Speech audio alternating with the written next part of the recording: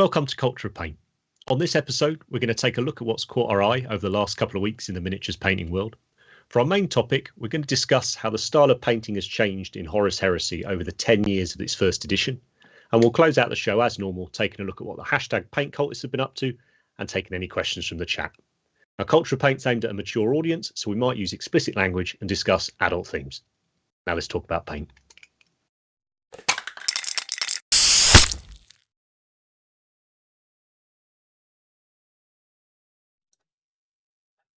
Okay, we said all the devotions we need to Matt to get him running, plugged him in. Like where he's got his what they called purity seals and all of that over him. Mustn't have been praying hard enough. My legs are, yeah. We were fine. We just turn you into Servo Skull, mate. You don't need legs then. You can just hover around. It'd be nice. Right. Good evening, everyone. The chat's in there. Loads you in there. Lovely. Some familiar names and some new ones as well. It's been a month since we had chat. This seems forever because we did that weird sort of pre-record, didn't we, for the last one? So yeah, lovely to see you all there. I'm Henry. Joining me as usual, Andy, Matt, and Rich. How are we, gents? That'd be good, mate. All good. Feeling psyched for hobby? I know I am. Too much. Don't want to do real life. Just want to hobby. Absolutely, Joe. Yeah, it's a good time right now. I pity you though, mate. Yeah, like that's rough. Getting literally all your favourite things within a couple of months. Yeah, that's tough. that is tough. Dying, they could have spread them out a tiny bit more. But we'll keep you honest with them. They're looking good. Right, let's jump into it. What's caught our eye over the last couple of weeks? First slide up. Got it on the right page this time, first time around. Amazing. So, first up is... Me. Nice. Shark horror. It's a Marine. It's one of the coolest Chaos Marines, though. It is one of the coolest Chaos Marines. Back on the kill team hype. The reveal of the new... Traitor Space Marines and Traitor Guard, which is amazing. So they snuck in Traitor Guard. It's going to be its own box that you can create like the characters out of for Kill Team, but also you can just create them as generic guards. So Traitor Guard, like Krieg, but you have a multi-part Traitor Guard, which is insanely amazing. Cool. And you get that really cool character set, don't you? Yeah, you get the Ogren and the I love that. That's amazing. Yeah, it's amazing, isn't it? But back to this. This just caught my eye. I'm massively back into Marines again. I know it doesn't take a lot, but with Horus Heresy, I've been really into it. And this is just a really cool idea. I've seen a few people use this Death Guard, 40k Death Guard base model, and then de-nurgle it and just turn it into a Chaos Marine. Which is cool because I'm not a fan of the Gribblies bits, as we've spoken about before. And then fucking shoulder-mounted missile launcher. Ooh. Like you just can't go wrong. Is that in the Havoc kit? I have no idea. Because it really looks like that old metal one, right? Yeah, it does. But I don't know. I don't know if they've printed it themselves. I wonder if anyone in the chat knows, because that's like one of the few Chaos kits I don't have. Yeah, same here. I don't have to have it. So we need to, find out. I just thought it was painted really well, really good concept, and just executed really well. Nice photography as well, showing all the different angles and a bit of hazards in there. I just saw it and was like, oh, that's a bit of me, that is. So that's why it's my pick. But your alphas are looking nice, mate. A nice, interesting take, buddy. Looking forward to seeing them done. I was really stoked actually. Someone did a painting of one of the things which I saw, which is the first time it's ever happened to me. So that's really cool. You've got to finish the kill team now, mate. I know, pressure, fuck. It's a good. I love the Red Corsairs. It's such a fun concept, and red and black and brass. It just looks good, right? I wish you did that army, mate. I keep looking over it on the shelf. It did come out nice. Well, I've built myself a Chaos kill team, and I too have used one Death Guard mini in it, but I've made my Shank Bro out of it, whatever he's called. Is he a Flaymaster or something? Whichever the Chaos Marine is with the knives, dual knives. Yeah, I've used a Death Guard as his basic. I would just use Stabgrot. I did find the Warcry rules for fielding Stabgrot the other day, so I could just make an entire warband of Stabgrots. But anyway, but yeah, Kill Team, great choice. And Red Cross says it's just a nice alternative option, right, to Black Legion. Yeah. Like I know you've got these different lesser Chaos warbands now, like what they called like the Purge and Sons of Malice and things like that. But I like the idea of having these two sort of classic, big, almost Chaos versions of Ultramarines, right? Where you could take any unit and it would be thematically easy, would all make sense. I love seeing the other kit. So I love seeing like Black Legion Death Guard, you know, or like Red Corsairs Thousands and things. I really like it. Do you know what you're going to do your Kill Team yet? Yes, I think Red Corsairs. Yeah. Because as Andy said, I did that one for the tutorial and I really enjoyed it. And also, I'm not in the mood to paint more trim. So rather than blacking it out and then painting it over with something, I can just black it out. So yeah, it's good. It's good stuff. But yeah, they're all to on mine. You know, they're built up, good to go. Yeah, really keen to. I messaged Rich about it, didn't I, a few weeks ago? I was like, what do I do? Like, what do I need? What should I take? What do I need? How the hell does this work? You've taken the guy with the big double-handed axe, haven't you? Yeah, I basically just took all the ones that weren't normal dudes. That's all you need. Then you'll kill everybody because they're the best kill team at the moment. That's fine then. I mean, you're not taking into account my abilities as a general, though. Don't need to make his kill team. Okay, nice. There's the advert. If I can play it competently, any fucker can play it. Oh dear, love it. Oh, so we're getting more love for your T-shirt, Rich. We were having a chat about that before. Yeah. Is that the new Havoc missile? Yeah, we want to know. Is that the new Havoc? I don't know. Blade Mirage says it's from the plastic kit. Well, that's going to have to go on the list. There you go. Havoc that's kit. Exactly. I might have to find that. There we go. I like the feet on the Havoc kit. I think that's pretty cool. They're like the Chaos versions of the bigger Devastators, aren't they? I want the Sergeant, actually. He's mega the Sergeant in that kit. But yeah, enough of that Kill Team. We'll do another Kill Team episode soon, I'm sure. I want to do a Warcry one soon because I played that at the weekend and I flipping love it. Right, game. Next slide. What's that, Matt? Next up is... cool. It's my pick. Speaking of like warbands and that type of thing, this is an account that I followed for a few years now, and I found it via the 2Ps podcast hobby group. Just a real prolific hobbyist. It's always pumping stuff out, always presents their stuff really nicely. Very creative. It's just nice. It's not necessarily my normal like go-to style of stuff, paint wise, but it's just he's always got something new like every week to enjoy and to look at. And and then after ages we discovered we went to school together, which is kind of fun as well. After like 20 odd years, he was like, "Are you?" And I was like, "Yeah, you." And it's like, "Yeah." So that was nice. But cool. Lots of great accounts to follow. I follow them on Twitter mainly, but they are on Instagram and stuff as well.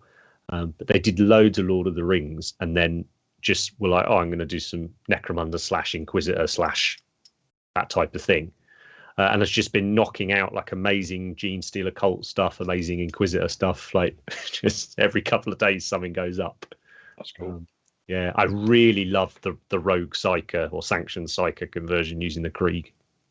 Yeah, it's amazing. It's really cool. That is cool. But I'd love to find that style where I could get projects like this done quick. Do you know what I mean? Like, so you have the idea, get it built, get it painted, and it's almost done within a week, and you're on to the next thing. I know what you mean.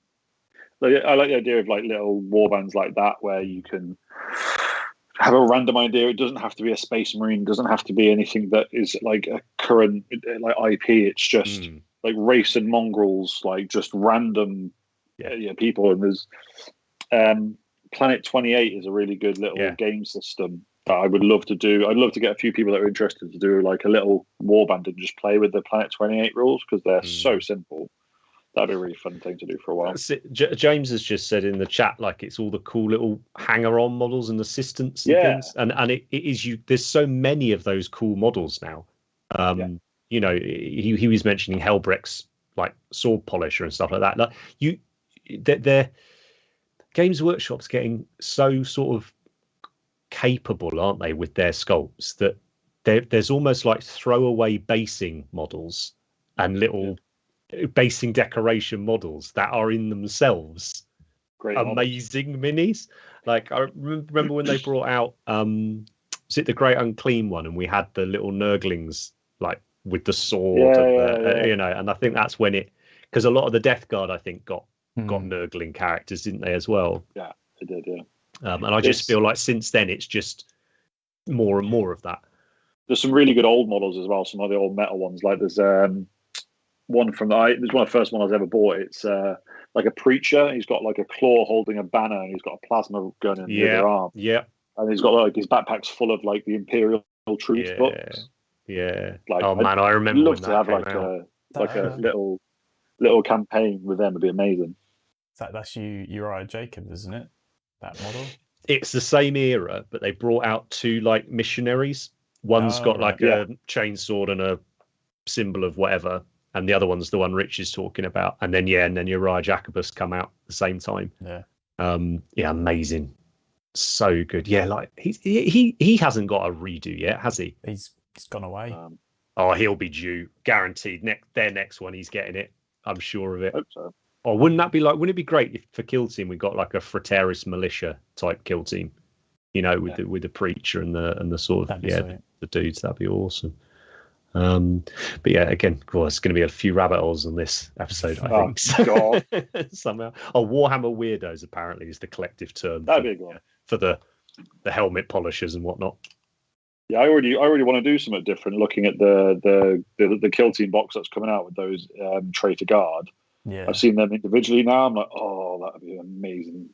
And they're different, aren't they, to what we got in Blackstone? Blackstone Fortress. Yeah.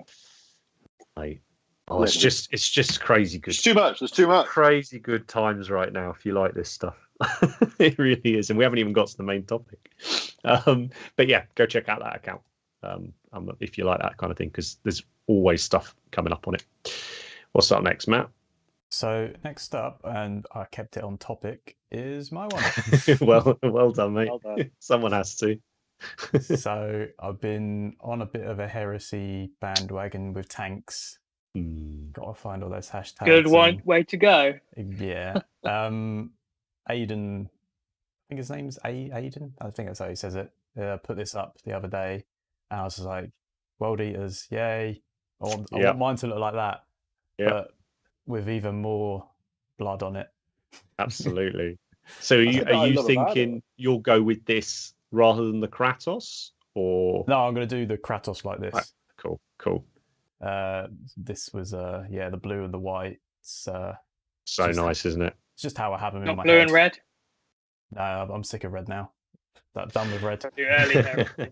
I like the fact as well that the blood stuff just shows up better on the white and blue scheme, doesn't it? Yeah.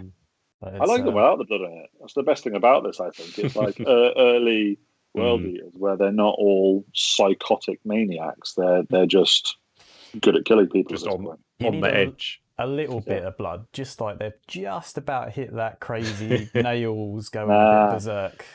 But no, I thought this was really cool. Scheme. I love the blue. Hellblade's best out of the three. Is an absolute classic, eh?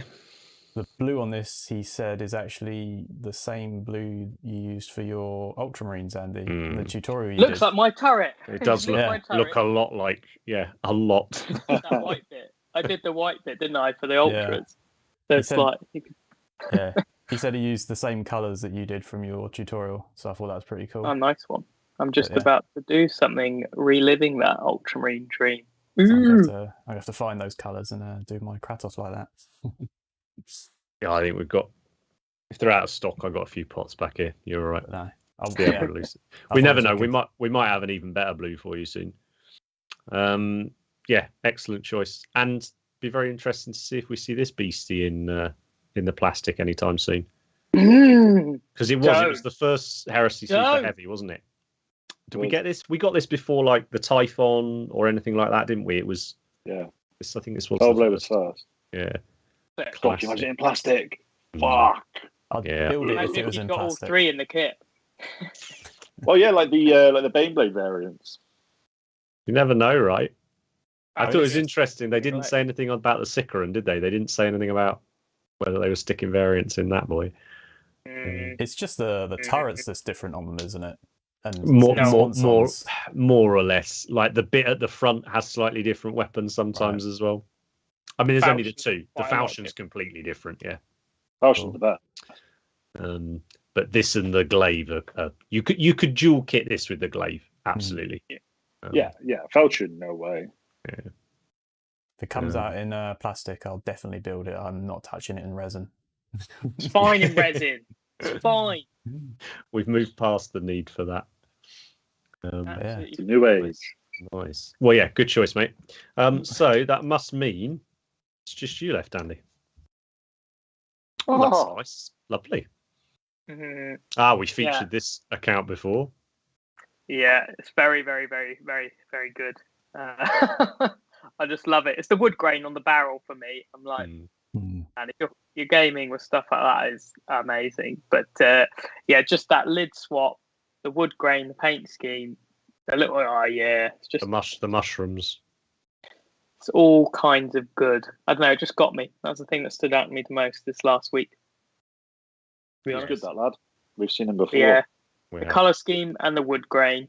It's just brilliant, isn't it? He does really nifty little conversions like that. He's got, I don't know if it's an army of them yet, but there's definitely a squad's worth, and it just looks. Yeah, I picked this one as my favourite out of all the squad, and I love the blue and the silver metallic. Just all the effort he went to. Like that's the end of a Mechanica rifle attached to a last gun from a Krieg kit. It's subtle and works so well, isn't it? Well, it looks like a stock kit, right? That's always. I think that's always the pinnacle, right? When it looks like that. Yeah, kit, absolutely. It's just made that way, right? What's the lid from? I think it shows you. It's one of the Adeptus Guitari kits. It's the other. It is Guitari. It's the other kit, yeah. Or the other build rather. The ones with the ray guns. But yeah, very, very nice. Lovely. Great right. Choice. They're good picks, eh? Great choices. So yeah, shrooms are getting some love in there, so that's good. So what is up next? Is it main topic, or did you find a meme? What's going on? Main topic. Lovely. Right. Well, for this topic, we had a chat about a few things in this sort of wheelhouse, but we decided to go with us all being Heresy fans. Matt coming into it like a sort of frothing new person who's devouring everything he can get hold of, and us other three being sort of gnarly, sort of long in the tooth Heresy painters. The fact that Heresy had one edition for 10 years is complete nonsense, right? The fact that first edition is like that, it is 10 years. It's absolutely bizarre. You've not seen it with any other GW game, right? An edition. No change is good change. 4 or 5 years, something like that, right? And I think what it meant was that we ended up going through quite a variety of styles, even though it was technically one edition. And what I thought would be interesting to do was go back, look at it from the start, see how it's developed, and then maybe we could have a chat about where we think it will go as well. But we also wanted to touch on why it's different and why it existed alongside 40k from a hobbying point of view. Obviously, there's crossover, and we'll discuss it. But anyway, enough of that. So I'm gonna take you on a journey through the evolution of Heresy from 2012 up to the current day, and we'll have a natter about when we stop off and see what the attractions are. So back in 2012, first slide, please, Matt.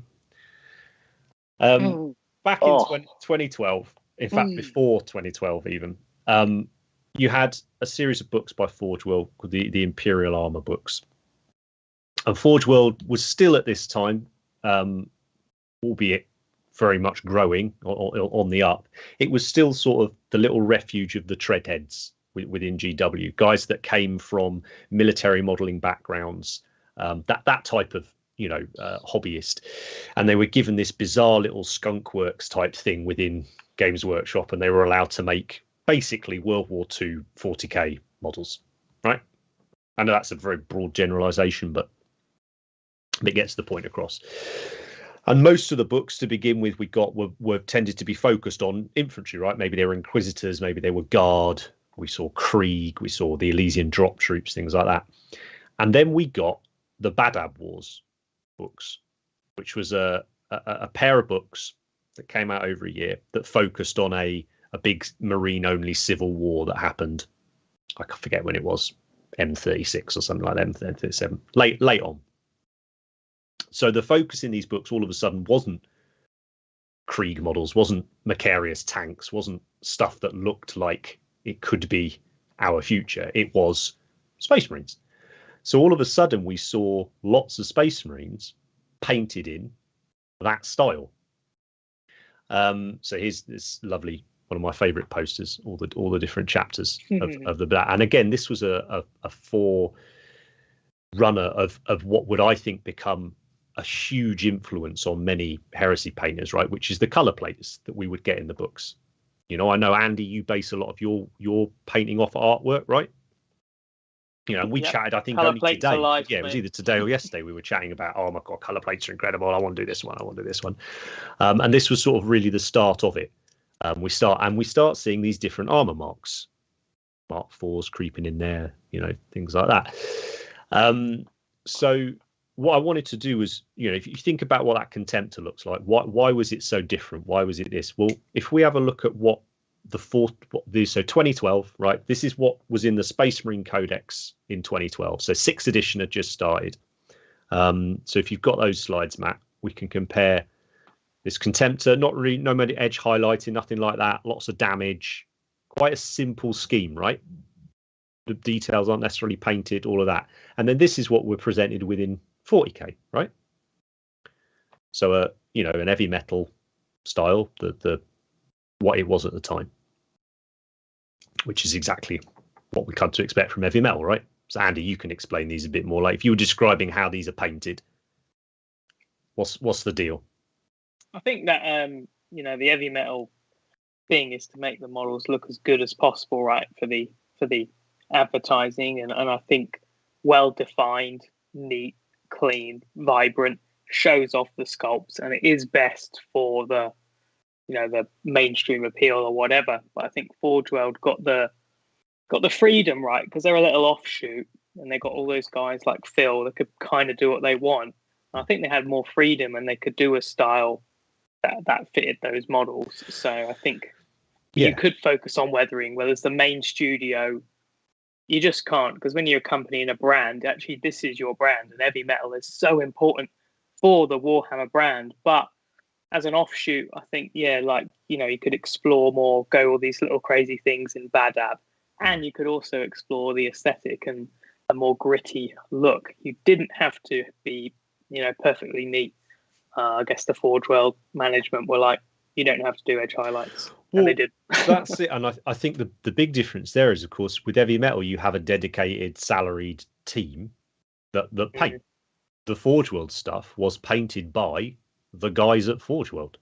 You know, that Contemptor, I'm pretty sure, is Mark Bedford. And I think it was just one of his models. You know, Phil is obviously an incredible painter and hobbyist. They sculpt them as well, right? Right. And they sculpt them and paint them. And it's just this, especially back then, Forge World was just this bizarre little thing that existed within Games Workshop, right? It's like a shed at the back of the factory. It really was, right? All the neckbeards hang out. But you had just some of the most incredible people. Yeah. Will Hayes did the Contemptor. Will Hayes does the best walkers in Warhammer. That's hands down Will Hayes, and that, you know, that's why we got Contemptor, Derridio, Leviathan. They're the best. You got people like him, and then you got people like Phil, who really pioneered and brought forward the hairspray technique, which is all about weathering. So you've just got these different skill sets and backgrounds. Then that develops this offshoot, I think. Absolutely. And again, I can't stress enough how. And admittedly, Forge World, you kind of have to look for it. A lot of people would play 40k and this, that, and the other, and have no idea about Forge World, right? So you have to go looking for it. But should you come across it, it is so utterly different to everything you would be seeing in White Dwarf and your codexes and heavy metal and whatnot. So straight away, it's jumping out, right? It's Marines done differently. And when you've seen a lot of Marines, it takes something to make you stop, right? You know, remember when we saw the first like NMM Blood Angels and things like that, or Garrus Blood Angel squad painted in that I don't know what the style's called. You know what I mean? The super reflective and really rendered and all that. Yeah, really highly rendered, exactly. You know, and now we're seeing it in a completely different way with this Contemptor. So we got with the Badab, we got the Contemptor, we got a few of these different armor mark kits, and the novels, the Heresy novels, had been out for about 6 years by this point, right? So the novels come out a long time before the game did, and they start dropping these kits, and everyone's like, are they fucking going to do Heresy? Do you think they're going to do it? And obviously, you know, it's the message boards back then, unless we didn't have as much social media, and then it was like, you fucking do Heresy? Like, no, it's nothing to do with Heresy.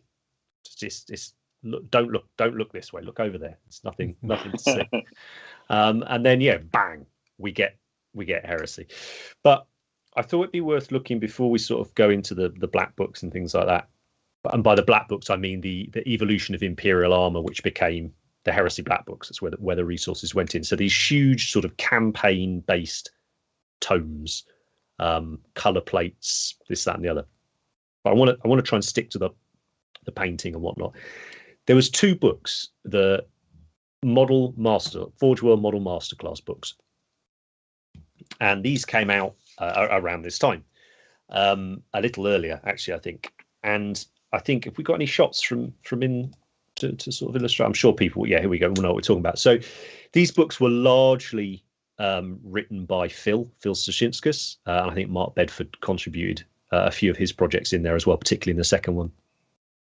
But as I said before, Phil was this renowned painter when it came to scale modeling, right? You know, he'd already done these incredible award-winning dioramas and miniatures and things for that.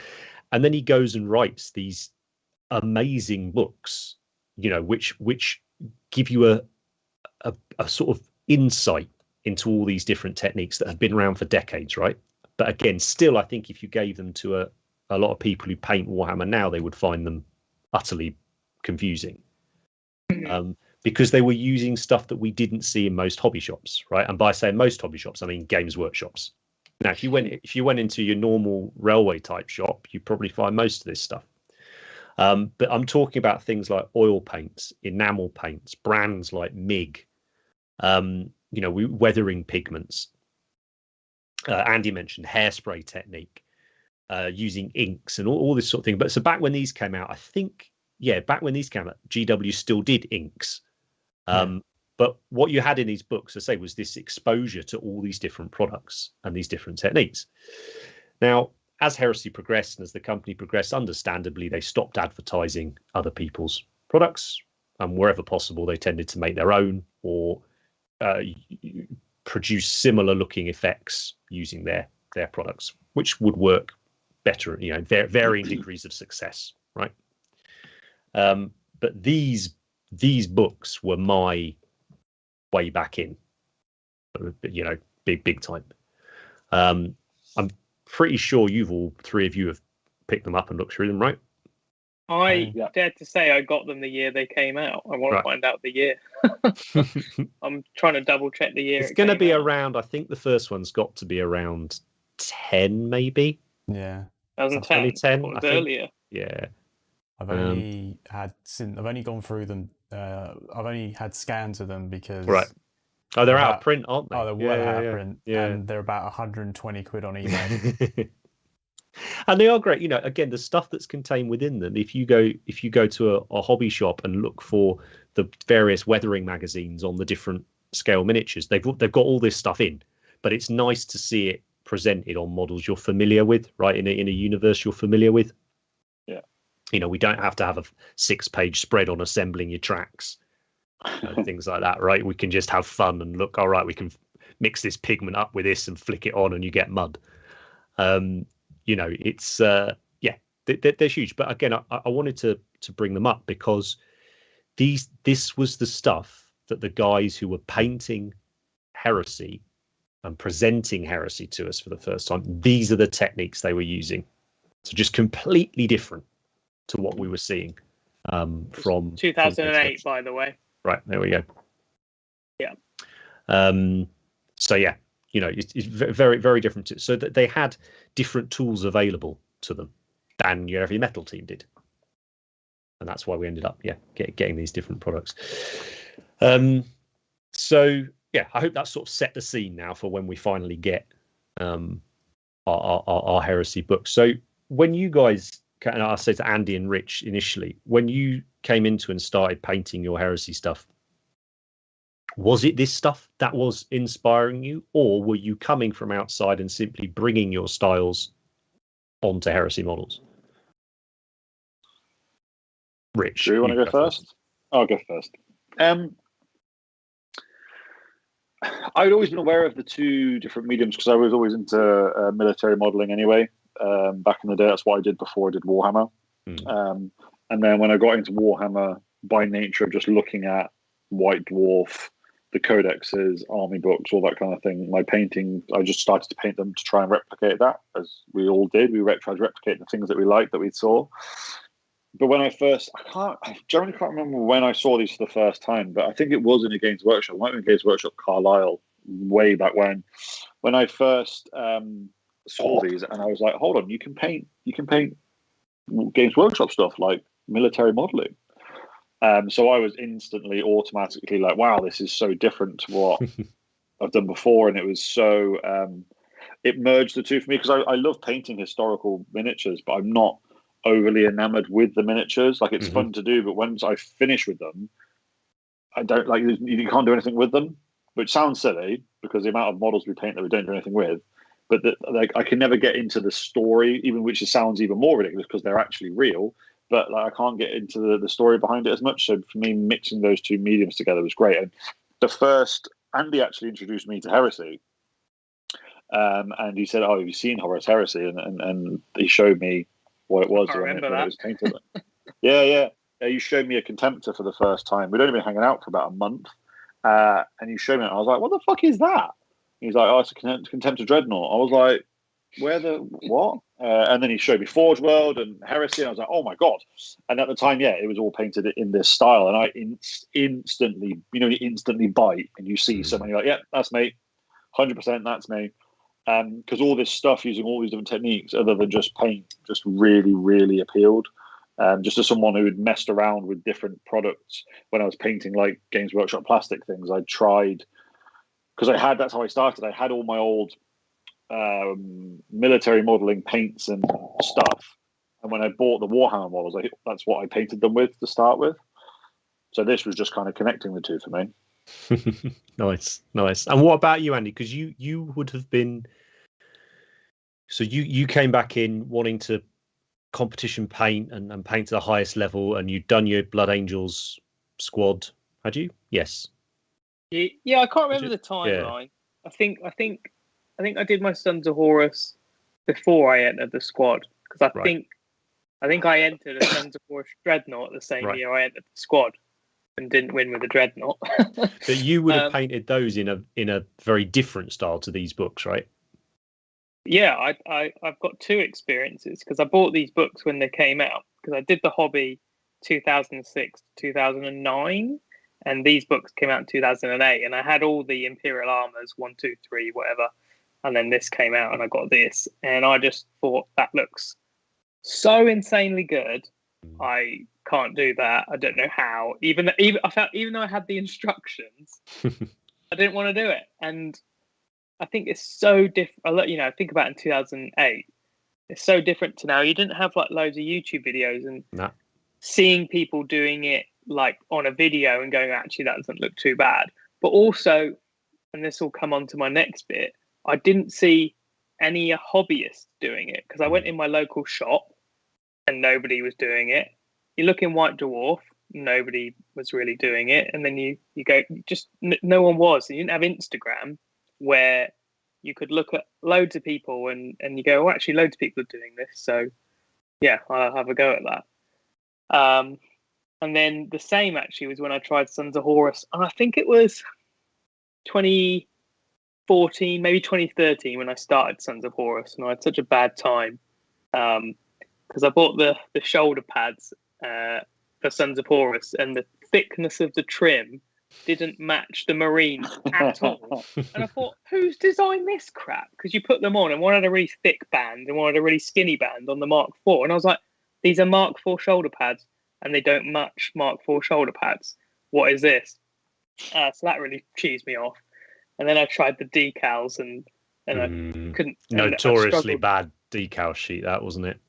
Yeah, they didn't work at all. And then in my latest Contemptor video, you see me having a go, and I still can't get them to work. So it wasn't my fault. But anyway, I guess I was afraid to do, not afraid, but no one around me, and I didn't see people really doing weathering. So I just didn't really know, or didn't really pursue it, because it just didn't have that kind of help, I guess. So I did them. I just tried to get the right green, and kind of got it right, but a little bit too vibrant. But yeah, I didn't really do much weathering because I wasn't exposed to it enough. So it was interesting. That's a nice point. So that was sort of what I was trying to get at with that idea of what tools people had available to them at the time, and exactly like you say, you had to really go out of your way, as in not into a Games Workshop, to get a lot of this stuff, right? And exactly as you say, if you wanted to learn to paint the Games Workshop way, so the typical working in triads, layering, that idea, it was very simple to do, right? You would be able to find someone who could show you how to do that, and that lends itself quite well to a book-based tutorial as well, right? Other than if we ignore what the hell happens between slide 3 and slide 4 for the in the instructions. But yeah, again, these masterclass books, these techniques, they do look quite intimidating because it's layer upon layer upon layer of these different things. And I think as Heresy progressed, as YouTube became a much bigger thing for an educational tool, and as people like ourselves were going out there running painting classes on these techniques and stuff, all of a sudden Heresy was a perfect storm, wasn't it? There was this huge evolution within our hobby over the sort of 10 years, certainly the first, say, 5 years of Heresy, right? There was a massive explosion in everything, just changed. Games Workshop changed how they did things, social media, all that sort of thing. It was huge. But yeah, initially it was all these bizarre, strange little things, which had in fact been done for decades by anyone that had done anything other than Games Workshop. So it wasn't necessarily that strange. But so fast forward those couple of years, and it's establishing itself. But before we sort of jump as to when it was, in my opinion, its peak, why do you think it was so appealing to people? And if we take the idea of contrarianism, right? People just wanting to do something, people being disillusioned, disenfranchised with 40k and wanting to do something different. Take that away from it. Think of it more from a positive decision of why did people choose to try and do their hobby more in what was presented to us for Heresy. And I don't necessarily mean these model masterclass books, because the models in these masterclass books are done to a very, very high standard. If we look back at things like that Contemptor model and the ones that we tended to get in black books, they were a much simpler standard, right? Why? What do you think it was that appealed to people that made them choose to paint differently, to forego that heavy metal style? Do you think it's something to do with the sort of it validated that painting style? Because up to that point, there was the heavy metal painting style, which was kind of all that was published. I mean, you had people's armies that were published in White Dwarf, but those were imitations, a slightly lesser standard than heavy metal, but they were painted to that same style. I think by releasing these books and showing these different techniques for people that were just really interested in painting their models in a slightly different way, it gave them the option and it legitimized it, because it's 40k sci-fi models that are painted in a historical way.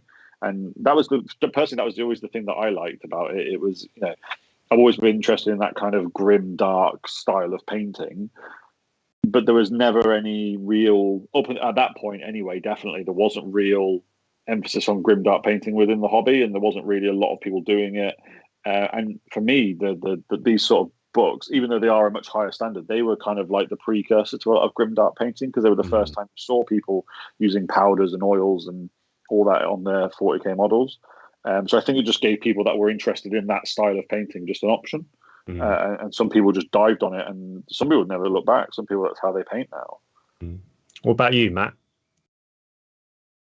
Yeah, I mean, there's a real historical sort of style of this painting, which I think when all these tanks and Forge World was probably becoming a bit more accessible, because I don't know about you, but I always found it like this kind of mystery. The website was useless. Especially in like the early 2000s, it was almost impossible to buy stuff from, and you had to go through like their catalog or phone them up or whatever. But like, I think those tanks coming out, and they were presented in that way of a more historical sort of style, so more people from maybe that sort of proud kind of maybe branched over to sort of the heresy stuff, perhaps. Yeah, I mean, they always existed, didn't they? I mean, even if we look right back to like late 90s, early noughties, we'd have people like Warwick Kinrad with the Zaragrad stuff, Ian Hislop. Those guys were clearly treadheads, and were bringing it in. But yeah, as you say, it was never presented as the. Yeah, I think it's an interesting point both of you made. Like, it's I don't know if validation's the right word for it, but it was thrusting it, wasn't it, into to becoming like a genuine option for how you could paint Warhammer models. Yeah, it was bringing a new option in that hadn't been presented before in that sort of GW sphere. Absolutely. What about you, Andy? I think it's like, for me, I think it's rooted in the narrative, because I sort of love chaos, and particularly people like Abaddon, who were so important in the 90s on the front cover of like the Chaos Codex. So I grew up with all this stuff and knew these characters as a kid, and that's ingrained in you. Then you come into it as an adult, and then it's this new heresy game. You're like, well, what's this? This is before all that stuff you love, that narrative this is the before bit. Okay. And it's the same mindset of you kind of want to delve into more detail and knowing the past and the fluff and the background. And then you start to think, well, this is like a really long war, and they're not going to be shiny and new, are they? And I think it's just like quite an adult part of the hobby. And I think if you go down that little path of discovering the heresy, you think about, well, what should they be like? They shouldn't be brand new. These guys have been fighting a long time, so maybe I should put some weathering on. That's like kind of where I'm at. But I think it's discovering that little niche within our niche hobby anyway. And if you've got down that point and you've got that intrigued, you're gonna be thinking in this way and deep diving, and I think you're going to get to a logical conclusion that they probably should have some weathering and look knackered, and that's cooler. And yeah, certainly for me, it was really nice to see and open up to that stuff. And it didn't take me a long time to start doing weathering, but I definitely remember the split of not really getting it because no one was doing it, and just seeing this thing. And I think the coolest thing for me was just seeing Sons of Horus and be like, no way, this is where Abaddon comes from. I want to know everything about this. This is super cool. And that's why I fell in love with Sons of Horus then, and why I kind of still love them. So yeah, I just think for me, it just goes down this little path of, your love for Warhammer, wanting to know that, and you just want to deep dive, and you want it to be really grim dark and get involved in that. So I think that's where it comes from. Nice. Those are excellent answers. The chat's echoing you guys quite a lot. People saying like feels more historical, like grubby, a bit dirty, realism in inverted commas, sort of fits that.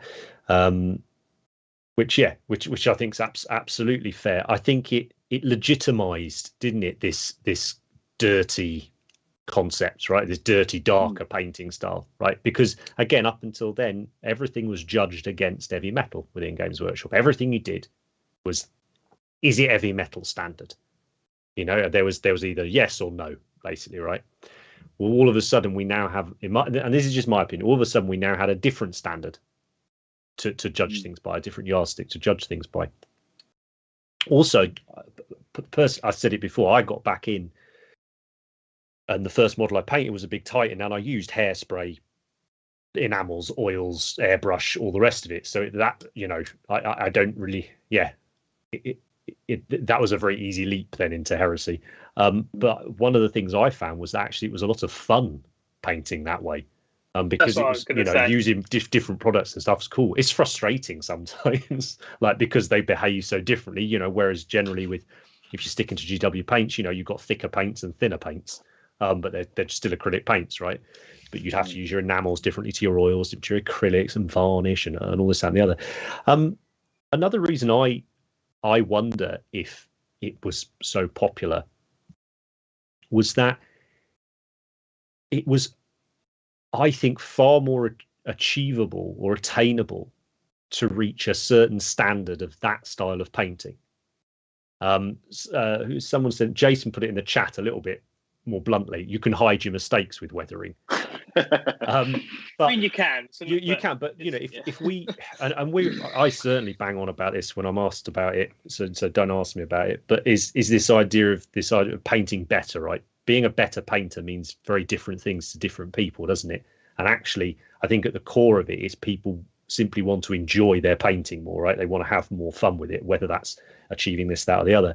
And if you can paint your army in such a way that it looks good enough to mix in with all the other armies that you see, and particularly in Heresy's case, that you see in the official published books, right?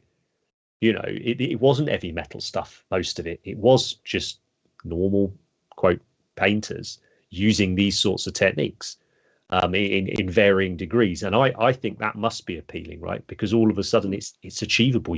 I can paint like that. I can have my army look like the stuff in the books that I love. And actually with very, because it was a very simple process, right? You didn't need to be incredible with oils, right? You simply needed to know how to create a wash. It's one skill, and actually you could learn it and do it. If you wanted to push it, you could learn to pull an oil streak, but that's it, right? And all of a sudden that's all you could choose to never do anything more with oils ever and still paint really cool, miniatures. So I wonder if there was an element of that with it. I definitely think there's like painting pressures, and I think we said there's a whole episode on that. I basically, the last couple of weeks, a lot of people have been saying I want to do Heresy, and I'm just chatting to them, and I've kind of been encouraging them, like, you don't have to edge highlight all the Marines. You can actually just do them a flat color and then go straight into the weathering, and actually it's not so intimidating then, because a lot of people are like, I'm getting a box set with 40 Space Marines in. That is not possible.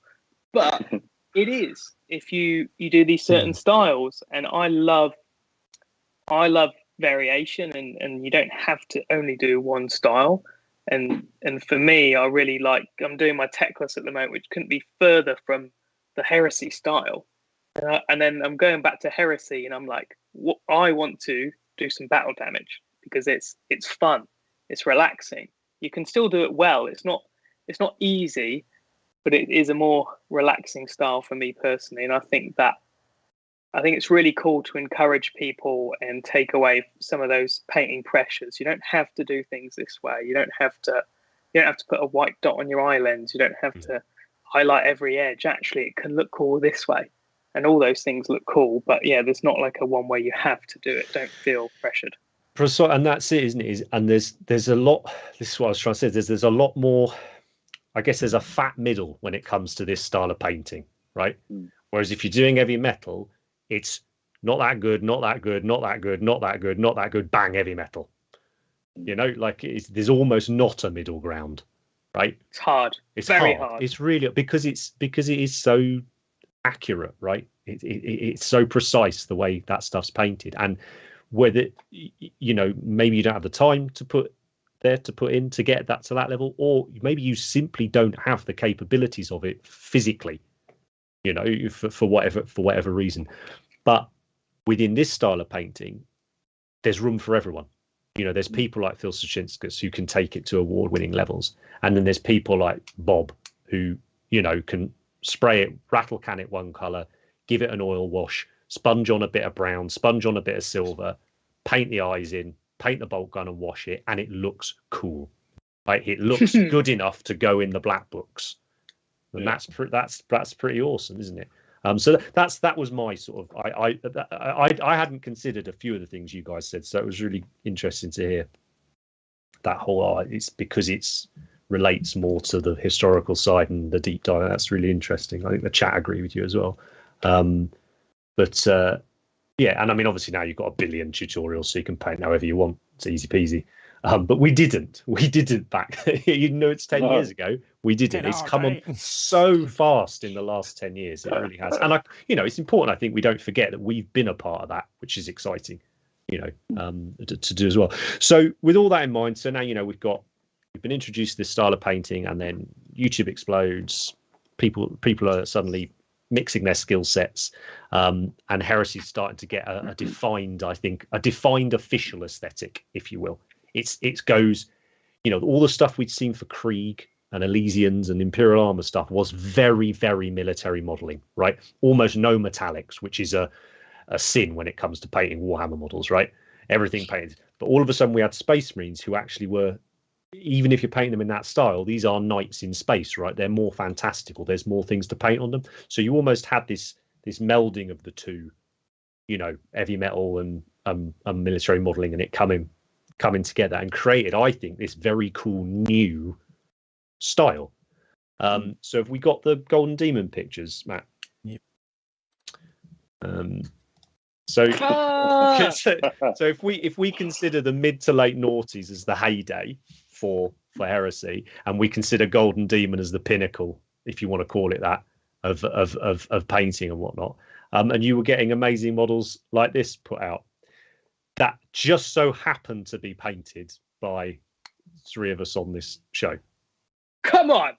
That's cool. I never saw this. I didn't see this slide coming, but that is very cool. Cult of Paint was kind of formed from this trio here. So this would have been 2016, 2015, something 16. Like that. 16. 15 was this was the vehicles category for Heresy Golden Demon. And you've got Andy's Fellblade there, my Stormblade, and Rich's Thanatar. It was exciting. But this was us, all three of us, pushing ourselves. I think 3 different styles as well, but I think they all show to different degrees the influence of that military modeling, right? Coming in there. And I feel like, sorry, go on. That tank you painted, best thing you've ever done, man. I love that fucking thing. I mean, that sucks, mate. The fact that that's 8 years ago or whatever. It's not the best thing. It's not the best thing you've far better. I hated things. Oh, mate, I think, okay, Henry, it's just because he likes Iron Warriors this week. It's my favourite because it's Iron Warriors. It's like a military style, and it's such a badass. I love that thing. But that is just following the military masterclass books. The model masterclass books. All of the techniques in there are in those books, and it was great fun. Sort of using that as a textbook and then putting your own spin on it. Here's a question though, Henry. Why haven't you done the plasma with OSL so the whole thing is blue? Okay, so that's a great one. So Rich, but for instance, Rich has done OSL, hasn't he, on his Thanatar? Yeah. For me, it's terrible. That's not real heresy, Rich. Yeah, Get out. But it's a very good point. That is a real, for me anyway. That not using OSL was a very key part of what I felt was, quote unquote, the peak Heresy aesthetic of this time. Yeah. I don't dislike OSL at all. I just didn't want it in my Heresy stuff. Give me a Skaven model. I think it looks rad on it. Undead models, all that stuff's really cool. But I didn't want it in Heresy. That's not to say I don't think the Thanatar looks fab.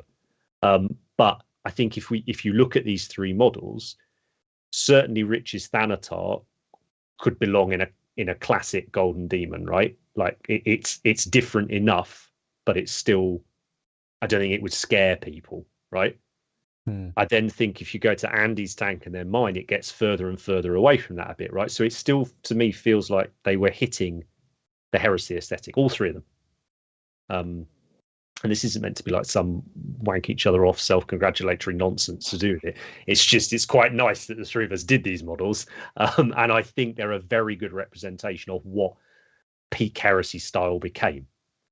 The stuff that people were producing around this time, the game itself was in its best place. The releases were thick and fast. More sculptors were always coming on board. The weekenders were happening. Everything was a rosy place. And then a variety of things happened and it changed. But that's the whole point. Cycles, right? Everything has and the games last for 10 years. This is my point I made at the beginning. First edition's 10 years. It's nonsense.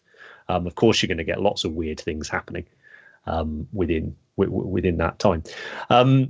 So I sort of, this is now what the people that are entering competitions and putting their heads above the parapet to say, we want to be judged. We consider this to be the best looking heresy stuff. I think it's really interesting that at this time we were all entering them, and the styles, however similar, they've got similar aesthetics, they're still very different. Like you mentioned, OSL, like that Thanatar is highlighted to death, but it's still oiled at the same time. And I love that, mate. Yeah, it was that mix, I think, of we were still kind of staying true to the original aesthetic that heresy was when we were all there at the start, but you can start to see that sort of almost heavy metal style just creeping in different aspects. Like we're still it was becoming Warhammer-fied, wasn't it? That's it. Right? It was military modeling was getting the Warhammer treatment, and I think I love it when you see clashes of forming new styles, right? Because you would never see, like, if we entered these three things into a military modeling contest, they would annihilate us, right? Yeah, they really would. But it was this lovely place where you could push those elements, but still be playing Warhammer. Yeah. I think what we had now, sort of at this time, was much greater accessibility to various tools and, as we said, tutorials. And I think airbrushing in particular became no longer an uncommon tool for people to possess and people to be able to do. And we sort of then see, as I said, we then see things start to change. As the airbrushing becomes more prevalent, I think we started to see that pushed past the point where it was still recognizably early heresy stuff, right? It was very heavily modulated, very heavily saturated. It became, to me, we started seeing an awful lot of people that were simply showing off airbrushing. No longer were they using it as part of the process. Yeah. And this is pure process. Yeah, it's purely, personal, but this is why I felt like the stuff I saw around this time was my favorite. Me and Andy talked about it a lot. Like it's you would look at a model and you wouldn't necessarily think of any single technique, right? You would just enjoy the model and look at it. A lot of the stuff I see now that's put out there as amazing painted heresy stuff, to me, looks overdone. It looks overmodulated, oversaturated, not tasteful. It's a bunch of techniques just thrown at a model, as opposed to trying to create. And that might sound really wanky. I appreciate that, but trying to create an aesthetic. I'll stop digging. I get you can jump in. I get what you're saying, and I think that I was actually going to talk about these three, and I think going back to that, there's commonalities and there's different things. So I definitely think it's up to you, what your heresy aesthetic is. Yes, and I think that Rich's got lots of edge highlighting on his Thanatar. But it still fits in an OSL, and you've got those things, you can write them down, but it still works and fits because it's got weathering, it's got things like that, and then yours doesn't. And then I think what's interesting, my Fellblade, is there's not a chance I would paint it in that style anymore because how I want to paint has changed. But I do think my personal taste is I don't like stuff overly modulated and overly rendered either with the airbrush. And I like desaturated color schemes for Heresy. I think, Emperor's Children, purple. It's purple. It's not a very military model, is it? But if you do that quite a desaturated purple and you put some weathering on it, then I think that's fantastic. But I definitely think that if you like vibrant and bright colors and you think it's cool, like having stuff rendered, then of course go for it. And there's definitely no way you have to do it. But my favorite things in Heresy are flatter color schemes, more desaturated, and lots of weathering, because I think that looks cool. But, so I think that's what you were kind of... No, it's spot on. And actually what I was wanting to do was call myself out on it later on in the discussion, to illustrate a point, basically, of the fact that there is not one style for painting Heresy. And actually there is plenty of room to do it in whatever your personal style is, and whether that's sympathetic or not is opinion, right? If you like how it looks, that is a cool model, right? And I think we're going to be seeing an awful lot more styles coming in, but I want to discuss it in a little bit. There's a couple more things I want to get to before we talk about that. And basically I call myself out for being an arsehole. So not thanks, bud. Not long after this, or maybe even around this time, we started to see a couple of big plastic releases for Heresy. We saw the Betrayal at Calth box, where we got Plastic Mark IV, Plastic Tartaros, Plastic. What else did we get? Was that when we got the really Dread, the original Plastic Contemptor? Was that Calth? Yeah. I've got a question, right? Yeah. It was a rumor, big rumor. Don't know this from official sources, that Forge World were annoyed that the Plastic Contemptor was really good. It's a good bit of source, that. Yeah, go on. And they were like, make it more static, because otherwise, I can. And then I'm thinking, is the Contemptor we just got, was it made then? Was it made all the way back then? And they were like, no, make it more static. Probably. You need to have a look at the see if there's a date stamp on the sprues or on the... I did, yeah. It's the new one, but it doesn't matter. I don't know. Mate. I'm with Andy on that. Like, I love a bit of that conspiracy nonsense. Yeah. All this, like, there's another great one with the Custodes, but we'll talk about that in another episode. But yeah, we had Calth and we had Prospero, and now all of a sudden we see Heresy miniatures painted in a heavy metal box art style, albeit heavy metal has evolved by this point because it is 6 years later or whatever. So we're seeing a little bit of weathering and stuff on the Praetor's capes and stuff like that, but this is still very much heavy metal now, right? And on the Ultras, there's a lot of chips, and I think this was one of the first ranges done by heavy metal with a lot of battle damage. And this is heavy metal evolving, which is fantastic. And I just think this is brilliant. I think Max would have helped with a lot of this, because he was into all that weathering and stuff. Absolutely. So now we're starting to see that evolution, right, of the two of the different styles coming together. I'd be really interested to know why, and maybe we should look into this for another episode, is when we had that other big change in the sort of late 90s, early noughties. It'd be interesting to know why that happened. Was it person-led? Was it product-led? Was it whatever? But getting back to Heresy itself. So yeah, so now all of a sudden we're seeing Heresy presented officially in a very different way. Did it bring in a lot more people from 40k and stuff? Well, you'd have to anecdotally say there was a real explosion in Heresy when these boxes came out. Was that due to the painting style, or was it due to the fact that all of a sudden it was affordable to have 40 tactical marines? This box set, right? Plastic box set. Yeah, but it was presenting Heresy to normal, quote unquote, people that weren't on the Forge World website. You could walk into Games Workshop and this would be in there. So all of a sudden Heresy was being shown in a different light and a different style. And it was around this time, or a little bit later, that the Forge World studio expanded their artists. So they brought in a few European artists. One of them, I think, was Pedro. I want to say, painted painted the Custodes, right? So have we got any slides of those, Matt? Right. now all of a sudden we see another completely different style within Heresy.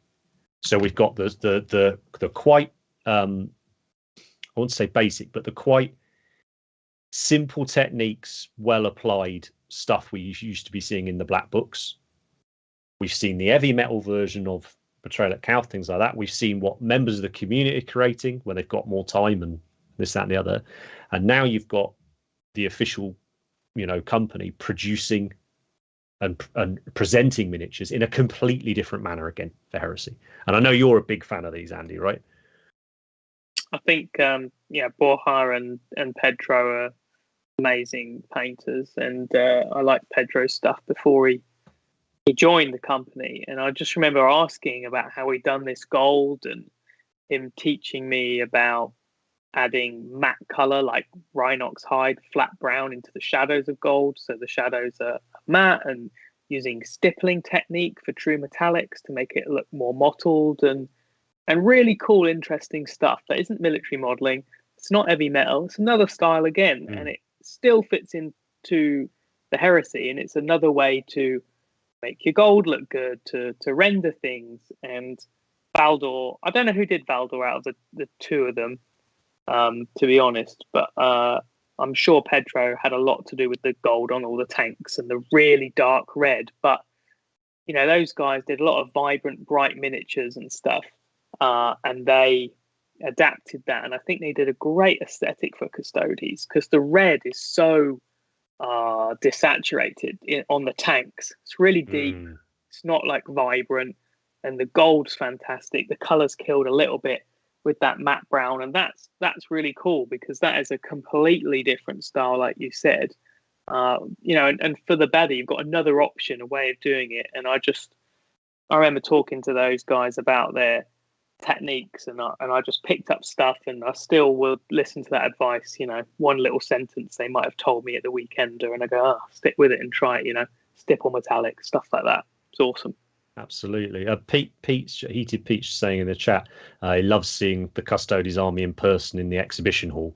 It does jump out at you. And this is what I was saying when I said before about the early black book stuff being basic. What all I mean by that is it was product led, right? It was powders, oils, sponging, that sort of thing, right? And what it created was great looking mass armies.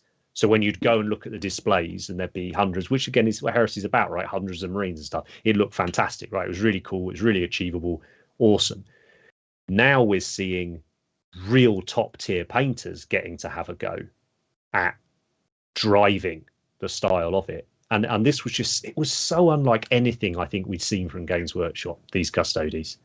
They're brilliant. And it just and I think it challenged a lot of the community when they first saw this. It was different to anything we'd seen, just as probably the Heresy style challenged a lot of people that were sort of 40k fans, heavy metal fans. This, I think, challenged probably both camps, because you were bringing in a style that neither were familiar with. It was not heavy metal, and it's not traditional Heresy. But now, 5-6 years later, actually you can see a lot of this style and the impact and the influence that's had on notable painters, right, within the Heresy community, this sort of the international Heresy community. I think some of the Golden Demons we've seen for Heresy, but also just some of the people that are some of those accounts on Instagram, the gold in particular. It's a really interesting way of doing it, isn't it? I love this so much. God, these Terminators are the best models, man. And Valdor.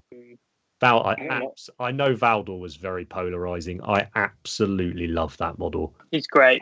He's the best Custode. You're not a fan, Rich?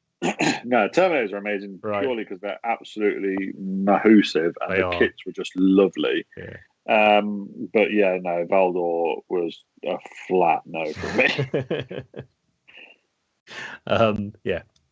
Pretty impressive. So that sort of brings us up to where we are now, with the fact that the Forge World, or the Specialist Games team, now has 10 permanent heavy metal painters, and 4 we'll call them army painters, but those guys are painting to a standard far above anything we've seen from army painting before. 14 people. Now I know they're not all doing heresy, but that's a vast difference to getting the guys that were sculpting the models to paint them, right? Yeah. So what on earth do you think we're going to see, in the future coming from it? If we look at, I don't know if we got any slides of the new set, have we, Matt? Yep. Oh, you're a legend. You really are. Talk about the amalgamation or whatever of the styles coming together. You've got this set and these painted, which are just brilliant.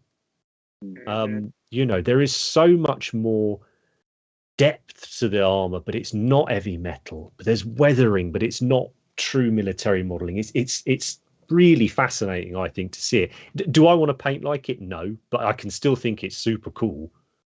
So what do you guys think? What do you think we're going to be seeing? Look at the weathering. Like some of the stuff where they've used acrylics to do, where you would use oils and use powders and things, they've used acrylics for. It's yeah. I'll let you talk. Sorry.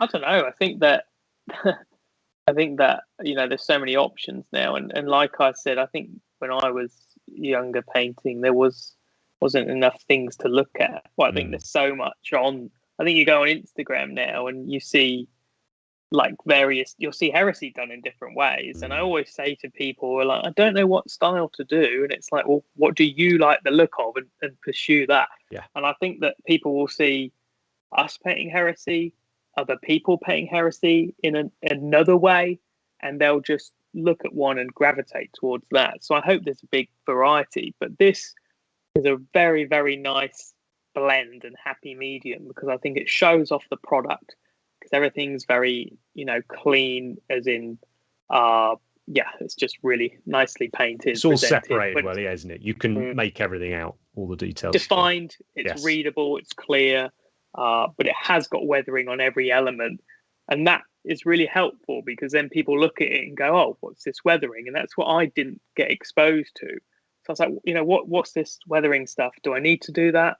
Like, will I get told off, and all those things. So I think that it's really cool that they're doing it this way. And I think it's cool they can change for different games. So, if they do Ultramarine Primaris, then maybe they're a bit cleaner and maybe some brighter edges and stuff. But they're obviously open to more stuff, and they're allowed that freedom to go, okay, what's the aesthetic of heresy is different. But I think there's definitely probably more conversations when they come to paint these projects, and they will decide an aesthetic that best shows off the product but suits what they're going for. And I think, it's a very nice happy medium, this. Absolutely. So let's sort of, I've just seen the time, so let's look at sort of wrapping it up. What style or person or artist, whatever, would you love to see have a go or come into heresy and show what we've got? I'm going to ask all of you that question. So if you want to have a quick think of it for a minute or two, I'll just go back to that point I was trying to make earlier, where I was saying how I got a little bit not frustrated, but a little bit disenfranchised with the heresy stuff I was seeing in my threads. It had gone far away from the military modeling style into this very airbrush heavy look. And I was like, oh, it's not cool. It's not heresy, blah, blah, blah. I wouldn't voice this to the people because I'm not a cunt. But, it wasn't what I was loving. I wasn't hitting the like button as often as I used to do. But actually, when you take a step back and you talk to other people and you start to see, it's like when you see let's say a Tau model that's painted in a much more military modeling style, I think it looks incredible. And that's, we're just so used to seeing it that way around. I wonder, maybe a 40k player is going to see Mark 6 Marine painted in this style, which is close enough to heavy metal or the style that they're used to go, oh my goodness, that heresy model looks incredible. It's not this dirty, grimy, messy model, which a lot of us love. It's a different thing. So that was a big moment for me, sort of going, oh, do you know what, this is a good thing. It is a good thing that everyone's going to have this opportunity to paint, and hopefully it does away with this there's only one way to paint heresy idea, because actually there's never been one way to paint heresy. And that was kind of the whole point of why I wanted to put this show together. Heresy's been around 10 years. I can show you 100 different models from those 10 years that are painted completely differently, and they are all Heresy. You know, I could take a load from Games Workshop Forge or themselves, and they're completely different. I can take them from notable community personalities, and they're all very different. So yeah, that was kind of my ulterior motive, to get it out there. Well, I feel that do about my own stuff, basically. Really. Yeah. Yeah, I feel like that. Like with mine, I would never do what I used to do. But there's nothing wrong with what I used to do. Like how I did my Ultramarines. Like everyone says, do you regret selling your Ultramarines army? No, because I don't want an army in that style anymore. But it wasn't not Heresy. So I think it's kind of the same. But yeah, even within myself, like doing different stuff. And that's natural, right? 10 years. Your tastes are going to change, aren't they? Right, over that time. Yeah. So yeah, it wasn't meant to be a big soapbox pontificating nonsense. Do whatever the hell you want. I don't care. But I just think it's worth saying. So Rich, what about you? So I'm going to go the complete other way, and I really want to see people like the real, like grim dark aficionados, where they literally lob their box of oils, pigments, and powders and whatnot at it. I want to see what they do with it, because there's always been, like when we started, we already said it, but when Heresy started, there was elements of that kind of grim dark aesthetic in places, but it was a bit more purposeful, like historical modeling is. I want to see the proper grim dark community get hold of this box and see like a grim dark like Imperial Fists army that is just drowning in rust and like that. I want to see what people do that going that way, because like I think we've seen like the original Heresy style. It'd be nice to see some of these models in that style. So like I cannot wait to do some of the new plastic tanks in a military style. Like that's going to be so much fun. I can't wait to do that. Like this, we've seen it in heavy metal style. Now I want to go the complete other way and see it really fucked up. Yeah, I don't think I've seen anything like that before. I don't know. I've seen different, like I've seen different illustrative takes on it. Goodness me. Yeah. But yeah, I've not actually seen anyone do that. What I think you and me are considering proper, quote unquote, grim dark. That would be very interesting. Like paint the box in like 6 days. Yeah. That's sort of grit. That's what Henry did, mate. Yeah, true. But yeah, I love the ability with Heresy to do both. Like in the last week, I've painted. I've painted in a style that's insanely neat because I wanted to do it for that model, and I've also got bored of that, so I pulled out a Terminator and decided to do that, like Death Guard, really weathered and oils. So nice. The ability to flick between the two is cool. Nice. That's really cool. That. What about you, Matt? I mean, I'm not sure if I'd want like one person to do something in a certain way, but I'd love to see some of the new tanks done in a proper historical style, like that's ultra realistic, as realistic as you could possibly go. You know, the people that will research what bolts were used on a tank and try to. That's what I want to do. I'd love to send a Spartan to night shift. Well, I was going to say, or you ultra detail them, right? So actually approach it like a Tamiya kit. And it's a night shift. I mean, I think we're all a big fan of his, but I think it's interesting you guys have specifically not mentioned people as well. I think that's it. Is there's styles. These styles have been around forever, right? Go and look at these styles, and it's great that we've got figureheads or whatever you want to call them of these styles, but carve your own with it as well. You know, painting something grimdark doesn't mean dipping it in a pot of streaking grime. You know, there is more to life than that. You know, weathering something doesn't mean hammering it with a sponge and bolt gun metal. You know, there's room on this, but that I would love to see a super detailed kit. I've already been thinking about that. The Kratos getting that, because I've recently done a Tamiya 135 kit that I did a load of detailing on.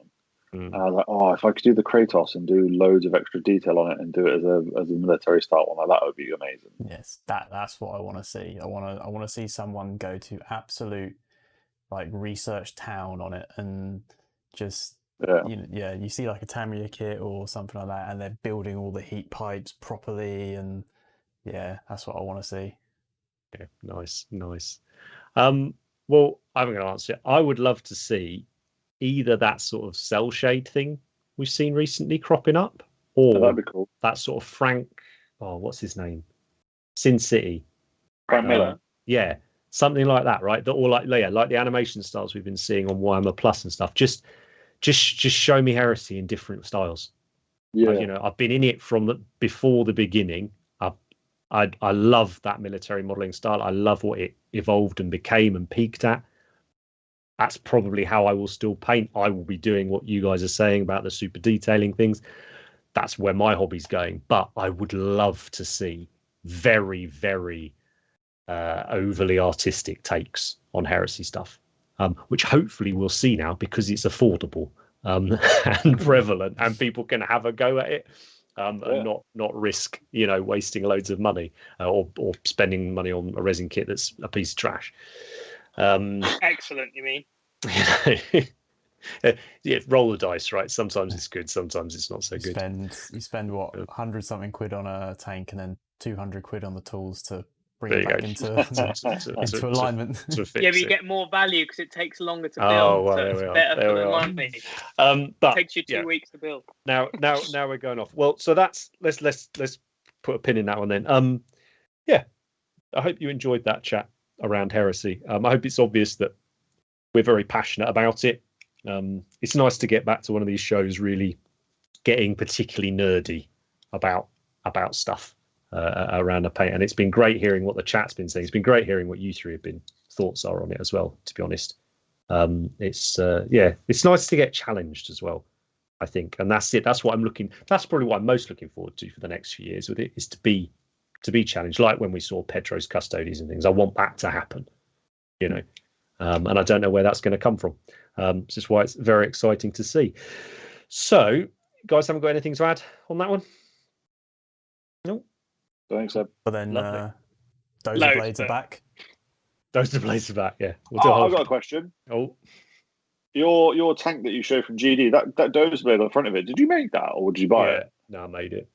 Did you? Fair play. You have to show me how. I want one. Went into my bits box, mate, and tried to think how a Dozer Blade would work with pneumatics and all the rest of it. Couldn't tell you what kits things are from. Brilliant. I think they're from a Russ maybe, or a Chimera.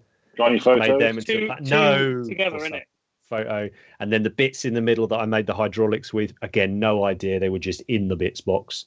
Brilliant. Wasn't it a razor or something, like bit of an electric razor or something? No, it was all plastic. I might have used a bit of wiring off. I did used to break open electronics for things like that. Oh, is there a bit of an electric razor on it?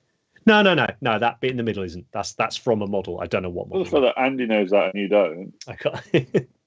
Well, it's around the time him and me became sort of mates, so it's talking to him about it. But yeah, it's really cool. Yeah, it's very, very, very cool. More white scars. What's that? Question for you guys. Oh, we must. Let's roll on and take some questions from the chat. Question: will you be using the box for multiple paint jobs, or are you planning to treat it as an army box and do it as a single legion? Yeah, so I think I'll just keep building the scars up. Yes, Jonathan, there's going to be lots more on the white scars. I don't know if you guys have noticed, but people that were involved in the launch of Heresy 2, the content creators, some of that stuff has now started to come out. There's obviously various embargo dates and things for us that we have to adhere to. But you will be seeing lots more about our Scars projects. Jagat Icon that Andy did, the box that I did, stuff that we're going to be adding to it. Do you get them back? At some point. Yeah. Don't know when, so better get painting some more. Don't know when they're coming back. But yeah, it's going to be more white scars from me. There's going to be more Sons of Horus from Andy, and who else? Yeah, who knows what else? World Eaters from Matt, right? World Eaters, yeah. So that's all in. And I mean, who knows from Rich? I was as we were sitting there talking, and I saw the picture of the Badab War. I was like, "Oh, Mark 6 Raptors." Shut up. That would be awesome. That would be Mike French is working on Iron Warriors, not Alpha Legion, Matt. Iron Warriors, not Alpha Iron Warriors. That's nice. Brian, yeah, I don't know that Titan's going to go on Patreon, mate. I need to finish painting it, but I might do a little showcase with it. It's quite a cool kit actually. It took a bit of work to get how I liked it, but the direwolf is it's a nice size. It's a bit bigger than a warhound as well. So yeah, I'll do a little, even if it's just a little spinny showcase video on it. We'll talk about it. But enough time. Let's close it out with the last segment. So go take a look at what hashtag Paint Cultists have been up to. We created a hashtag Paint Cultists predominantly on Instagram. It's for anyone who watches the show and wants to share their work. If you're looking to follow a hashtag that's going to expose you to different artists, different styles, different miniatures, different genres than your normal sort of feed often does, it's a really, really cool one to follow. And all I do every show is just pick a handful out. There's nearly 10,000 on there now. So I just pick a handful out from the last couple of weeks that caught my eye and show them to the guys, and we just take a look at them. So what's up first, Matt? First up is... Yes. Have to have a bit of heresy, obviously. Love the Deradeo. Love. Like, yeah. We were talking about it the other day, weren't we, Rich? We were like, we don't want plastic Leviathan, we want plastic Deradeo. Come on! If we get plastic Deradeo, I am gonna flip my lid, because I remember when it first came out and how like polarizing people were. They're like, it's a boat with a helmet in it. I was like, yeah, it looks sick. So yeah. Oh, it's nice to see Andy using a word I taught him the other day in the chat. Yes, Meat, come on, Sarum pattern. Hey, you numpty. Lots of iron hands already, mate. Lovely. Is there more Lumineth? Yeah, there's loads more Lumineth coming from me. Like we said at the top of the show, but Andy's basically got all 4 of his favourite things have all come out within about 3 months. So he's screwed. Look in my background. There's Lumineth. Loads of Lumineth. There's a tree. There's some tree people there, isn't there? On the end there, that a lady there. Tree lady. And a cow. Happy cow and a tree lady. There we go. But yeah, lovely paint job. Space Wolves, always cool. Well done, Adam. And Adam, great hobbyist and a thoroughly nice chap as well. So good to see. What's up next? Oh, this is cool. June. So this is from June. Just really cool busts. I say it often when I pick the busts to look at. There just seems to be so many now. And like with 3D printing and stuff, like you want a bust of something, you can probably get it, which is rad. And yeah, this is Lady Jessica. Yeah. That face is amazing. It's really cool, isn't it? Marketing. Yeah. Really, really cool. And I love the armor. I love how they've done the armor. Yeah, that armor is great. The black leather is incredible. Really, really nice. So yeah, bit different. And they've even got the classic finger in the shot as well. The best way to present a model. There was more of it. I cut a bit off. That's something that me and Matt discovered a lot when we ran the MPO. Was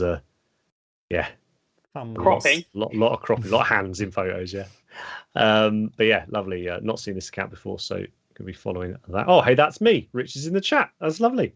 So yeah, it's awesome. Nice one, Rich. Great. Yeah, really cool. Right, what's up next? Oh, this one's lovely. Again, more Space Wolves. I know. I've got a bit of a. I was saying to Andy, I think I've had 4/4.5 wobbles over the last couple of days of what I want to do for Heresy. Other than everyone the scars. has, mate. Yeah, everyone. Wolves crop up often, but this is a lovely.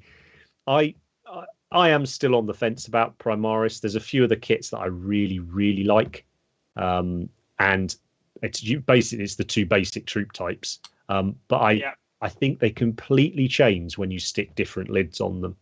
And I've seen a few people use this old Forge World Imperial Fists head for Space Wolves because it's quite reminiscent of the old, what's it called? Collected Visions artwork and stuff that we used to see from the trading card game.